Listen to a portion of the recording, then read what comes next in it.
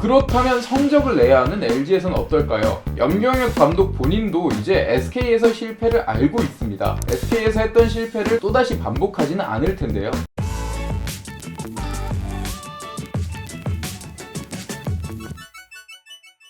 네, 여러분 안녕하세요. 스포츠 클래식 김창덕입니다. 반갑습니다. 이번 시간에는 LG 트윈스 이야기를 조금 해보도록 하겠습니다. LG 트윈스는 이번 시즌 2022 시즌이 종료되고 나서 류지영 감독과의 재계약을 포기했습니다. 사실은 이 부분이 조금 도박이 될 수도, 좀 의외의 수가 될 수도 있는데요. 류지영 감독이 플레이오프에서 좋지 못한 판단을 통해서 허무한 탈락을 안겨줬지만 어찌됐든 정규리그 2위를 기록한 감독이고 올 시즌 LG의 기록은 팀 역사상 최다승, 그리고 1994년을 제외한 팀 역사상 최고 승률을 기록했던 시즌이었습니다. 야구에서 감독이 주는 비중이 그렇게 크지 않다곤 하지만 이렇게 강한 팀을 이끌었던 감독과의 재계약을 포기하는 건 분명히 양날의 검이 될 수 있는 부분인데요. 그만큼 LG는 현재 간절하고 변화를 원한다, 그리고 성적을 원한다, 이렇게 말씀을 드릴 수 있겠습니다.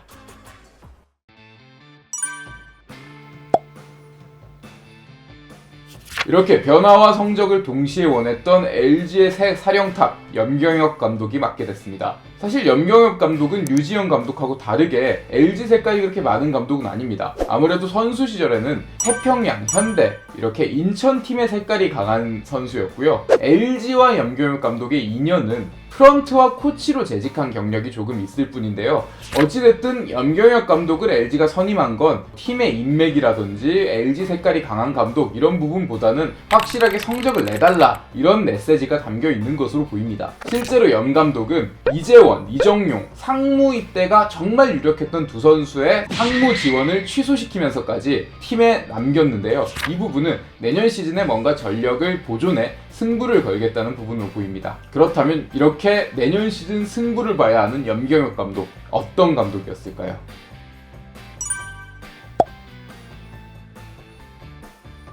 염 감독이 지도자로 성공한 커리어를 달릴 수 있었던 건 사실 넥센 코치 시절부터였습니다. 그 이전까지는 선수 시절에 연속 타석 무안타 신기록을 세우는 등 수비는 괜찮았지만 방망이가 정말 약한 선수로 유명해 임팩트가 없었고요.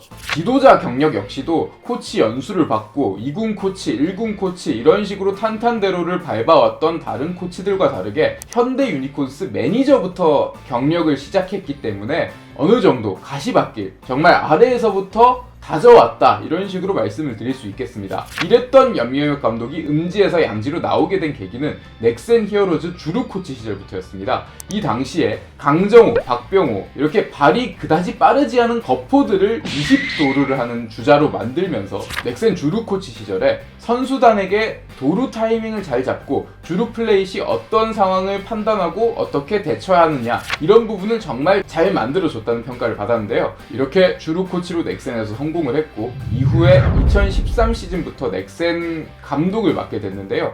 이 당시에 공석이 된 넥센 히어로즈 감독 면접을 진행했는데 염경엽 감독이 정말 프레젠테이션을 마치 기업에서 PR을 하듯이 정말 넥센의 앞으로의 청사진을 장황하게 정리해서 직접 발표를 하는 부분에 감명을 받아서 넥센 감독으로 임명이 됐다고 합니다. 그만큼 준비된 감독이었다고 말씀을 드릴 수 있겠는데요. 감독이 된 이후에는 목동 계산기란 별명을 얻으면서 철저하게 계산된 야구를 시전하며 넥센 히어로즈를 강팀의 반열로 올렸습니다. 실제로 넥센 히어로즈는 이전까지 단 한 번도 포스트 시즌에 진출한 적이 없었을 정도로 강팀하고는 거리가 멀었는데 포스트 시즌의 단골 손님이 된 현재의 이미지는 염경엽 감독 이후로 만들어졌다 해도 과언이 아닙니다. 염 감독의 전성기는 아마도 2014 시즌이겠죠. 2014 시즌 MVP 서건창, 그리고 강정호, 박병호, 베네켄, 손승락 이런 쟁쟁한 선수들과 함께 한국 시리즈 정상에 도전을 했는데 아쉽게도 6차전까지 가는 승부 끝에 삼성에게 패하며 준우승에 머무르고 말았습니다. 그렇지만 이 당시에 염경엽 감독의 지도력은 굉장히 많은 인정을 받았다 이렇게 말씀을 드릴 수 있겠습니다.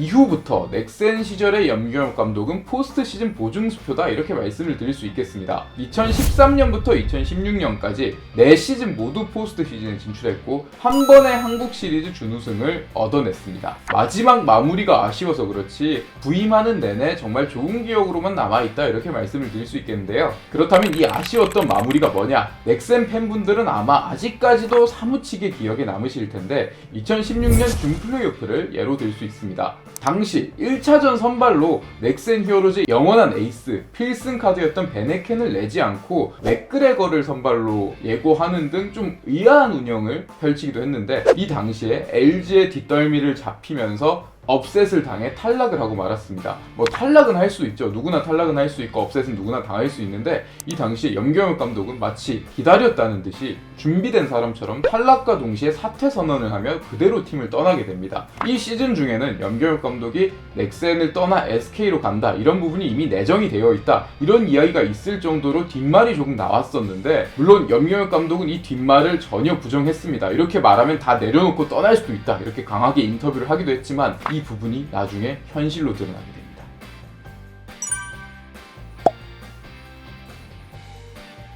그랬던 염경엽 감독이 실제로 SK 와이번스 단장으로 1년도 되지 않은 시점에서 바로 부임하게 됩니다.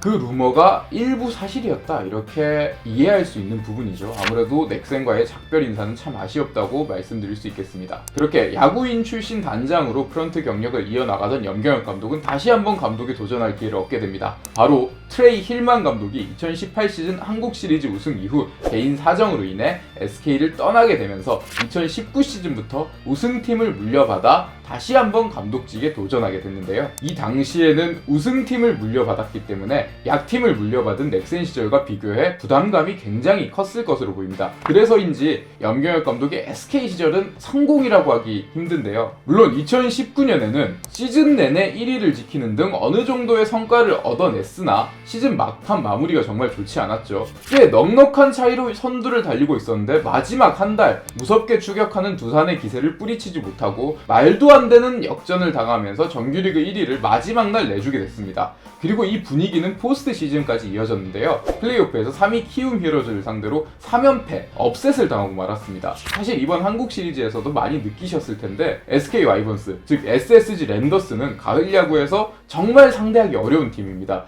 그렇게 느껴질 정도로 가을에는 남다른 DNA를 발휘하는 게 바로 SK 와이번스인데 이 염경엽 감독의 SK 와이번스는 가을 야구에서 1승도 올리지 못하고 3연패를 당하고 말았죠. 이 부분은 단기전 운영과 팀 분위기 수습 부분에도 정말 아쉬움이 남아있다 이렇게 말씀을 드릴 수 있겠습니다. 그래도 어찌됐든 성적을 냈던 2019년은 그나마 괜찮다고 할 수 있는데 진짜 문제는 2020년에 여실히 드러나게 됩니다. 2019년에 어느 정도 달리기 위해서 투수진을 혹사한 부분 때문에 투수진은 무너지고 말았고 괜찮았던 타선의 색깔도 매우 옅어지기 시작했습니다. 시즌 초반부터 10연패를 당하며 하위권으로 추락하더니 그 시즌에 SK 와이번스 창단 초기를 제외하면 최악의 성적인 9위를 기록하게 됩니다. 염경엽 감독은 본인에게도 안 좋은 일이 생겼죠. 스트레스로 인해 경기 중에 의식을 잃는 정말 안타까운 모습까지 보여주면서 결국 건강상의 문제로 자진 사퇴를 하고 말았습니다. 이렇게 SK 시절의 실패는 염경엽 감독이 자신의 색깔을 SK에 입히지 못했다 이런 식으로 결론을 내릴 수가 있습니다. 사실 넥센 같은 경우는 이전까지의 야구가 그다지 색깔이 있는 팀이라고 하기 힘듭니다. 2008년 창단 이후 꾸준하게 하위권이었던 팀이고 최하위도 기록하는 등 항상 좀 성적이 안 좋았기 때문에 염경엽 감독이 본인의 카리스마를 통해 어느 정도 자신의 색깔을 입히는 게 수월했다면 SK는 전혀 달랐죠. 염경엽 감독이 들어오기 전 이미 우승을 경험한 팀이고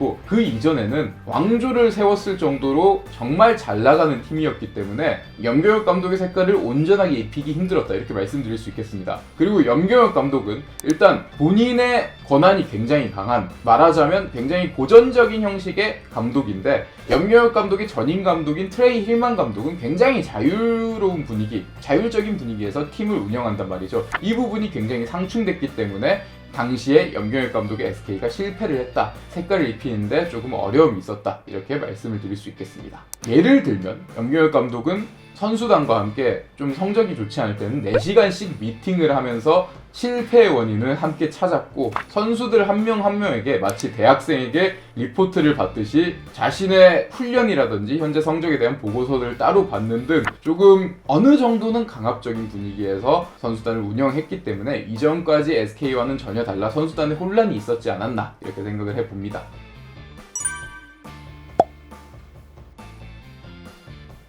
자, 그렇다면 성적을 내야 하는 LG에서는 어떨까요? 염경엽 감독 본인도 이제 SK에서 실패를 알고 있습니다. SK에서 했던 실패를 또다시 반복하지는 않을 텐데요. 본인도 감독 부임 인터뷰에서 스스로 반성을 정말 많이 했다고 이야기를 했을 정도입니다. LG 역시도 당시 SK 정도는 아니지만 꾸준하게 성적을 올리고 있고, 최근 몇 시즌간은 항상 4위 이상의 성적을 올렸을 정도로 본인들의 노하우가 갖춰진 팀이기 때문에 과거처럼 염경엽 감독이 모든 걸 스스로 지휘하려고 한다면 오히려 역효과가 날 수 있다, 이렇게 말씀을 드릴 수 있습니다. 또 저는 그렇게 중요한 부분은 아니라고는 할 수 있지만 이정용 선수, 이재원 선수의 상무 지원을 미루는 부분도 이렇게 급하게 염경엽 감독이 뭔가를 만들어내려고는 안 했으면 좋겠다는 생각이 들었어요. 왜냐하면 염경엽 감독은 진짜 이런 인터뷰까지 했습니다. 2년 안에 무언가를 이루겠다, 그렇지 않으면 내가 실패를 한 것이다, 이런 뉘앙스의 인터뷰를 하기도 했는데 이 부분이 정말 위험할 수 있습니다. 사실 우승이라는 건 하고 싶어서 하는 것도 아니고 할 수 있을 때 뭔가 무리한다, 내가 뭔가를 해보이겠다, 이렇게 해서 오는 게 아닙니다. 뭔가 순리적으로 풀어나갈 때 전력이 갖춰진 팀에게 때가 오는 거고 그 때를 딱 잡으면 되는 부분인데, 염경엽 감독이 이제 상무 지원을 미루고 하는 부분은 어느 정도 각오를 보여주는 부분이 될 수 있지만 순리대로 흘러가는 부분이 아니기 때문에 이런 부분이 나중에 팀 플랜을 꼬이게도 만들 수 있다, 이렇게 말씀을 드릴 수 있고요. 그리고 LG 선수단 역시 부담감 때문에 제대로 작동이 안 될 수도 있습니다. 아무래도 감독이 앞에 나서서 꼭 우승을 하자 이렇게 하는 부분은 선수단의 각오를 다지는 부분에는 효과가 있을지 몰라도 어느 정도 선수들의 몸을 굳게 만들 수도 있기 때문에 조금 더 자연스럽게 자율적으로 풀어나간다면 LG 자체가 전력을 잘 갖추고 있는 팀이기 때문에 충분히 염경엽 감독도 괜찮은 성적을 올릴 수 있지 않겠나 이렇게 예상을 해봅니다. 사실은 저도 정말 궁금합니다. 2020 시즌 이후 3시즌 만에 다시 LG에서 감독을 맡게 됐는데 염경엽 감독의 넥센 히어로즈도 많이 지켜봤었고 염경엽 감독의 SK 와이번스도 많이 지켜봤습니다. 과연 그의 세 번째 팀 LG 트윈스는 어떤 느낌일지, 또 유지영 감독과 류중일 감독이 맡았던 이전까지 LG와 이번 염경엽 감독의 LG는 또 어떤 느낌일지, 다른 모습 2023 시즌 어떻게 보여줄지. 이미 최은성과 유강남이 떠났습니다. 이영종과 한석현도 떠났죠. LG 트윈스의 전력이 어느 정도는 많이 빠져나갔다 할 수 있는 부분인데, 카리스마 있는 염경엽 감독이 과연 이런 상황에서 팀을 구해낼 수 있을지, 과연 그는 정말 우승 청부사일지 다음 시즌 한번 LG 트윈스 야구를 지켜보면 알 수 있을 것 같습니다. 스포츠 클래식 저희가 준비한 소식은 여기까지고요. 여러분들의 좋아요, 구독, 그리고 댓글, 알림 설정까지 함께 해주시면 저희 스포츠 클래식 방송을 맡고 있는 김창덕, 그리고 편집을 맡고 있는 연플립 모두 즐겁게 일을 할 수 있을 것 같습니다. 여러분들의 도움으로 저희는 쑥쑥 커나가고 있습니다. 항상 감사드리고요. 다음 시간에는 더 재미난 컨텐츠로 돌아오도록 하겠습니다. 지금까지 스포츠 클래식 김창덕이었습니다.